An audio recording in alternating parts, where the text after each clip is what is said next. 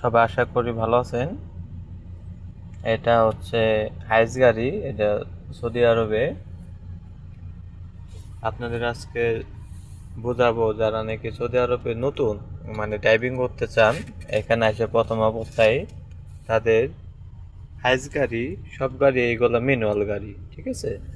আপনারা দেখেন, যেমন বাংলাদেশে আমরা রাইট সাইডে মনে করেন যে স্ট্যাটিক ছিল, এখানে আপনি লেফট সাইডে আপনার সেম, যেমন আপনার এটা আছে, এটা হচ্ছে আপনার ওয়েফার, যেখানে নাকি আপনি এমনি এমনি ঘুরে, এটা ওয়েফারের। আর এটা হচ্ছে লাইটে, ঠিক আছে।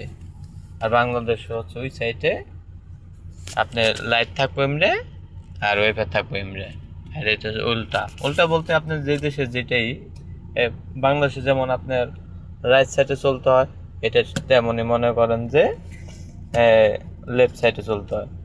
তেমনই এটা হচ্ছে গিয়ারের গাড়ি। এই হ্যাজ গাড়ি যেগুলো দেখবেন সব গিয়ারের গাড়ি, যেমন এটা হচ্ছে আর আর আপনারা যারা গিয়ারের গাড়ি চালান তারা অবশ্যই বোঝেন এটা হচ্ছে আর, কিন্তু আর এর একটা নিয়ম আছে। দেখেন আমি আপনাদের দেখাই, যেমন আর আছে না, আর যখন ব্যাগে দিবেন এমনি দিলে কিন্তু যাইব না, ঠিক আছে। এটা হলো একই পড়ছে, কিন্তু রাইট সাইডে দেওয়া হয়েছে, লেফট সাইডেই। এই আরটা যখন ব্যাগে দিবেন, এটা আছে না, এই যে এটা উপর দিকে উঠাবেন, উঠাছে দিবেন, তারপর গিয়ার, ওই দেখেন ব্যাগ গিয়ার পড়ছে, ঠিক আছে। এটা হচ্ছে গিয়ার, যারা নাকি গিয়ার সম্পর্কে বুঝেন না আর কি, তাদের জন্য। আর এটা হচ্ছে আপনি হ্যান্ড ব্রেক। হ্যান্ড ব্রেক মনে করেন যে এখানে একটা পিন আছে, দেখছেন? এই পিনটা কি করতে হয়, এটা আলগোস্তে মনে করে একটু তেড়া করে নামাই দিবে, শেষ।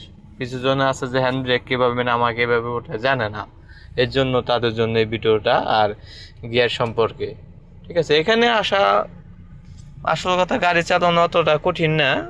যারা নাকি ভাবেন যে কঠিন, অতটা না। তারপর যদি কোনো সমস্যা হয় আমাকে কমেন্টে জানাবেন, সমস্যা নেই, আমি বলে দেবো, কোনো প্রবলেম নেই। আচ্ছা ভাই, ভালো থাকুন সবাই।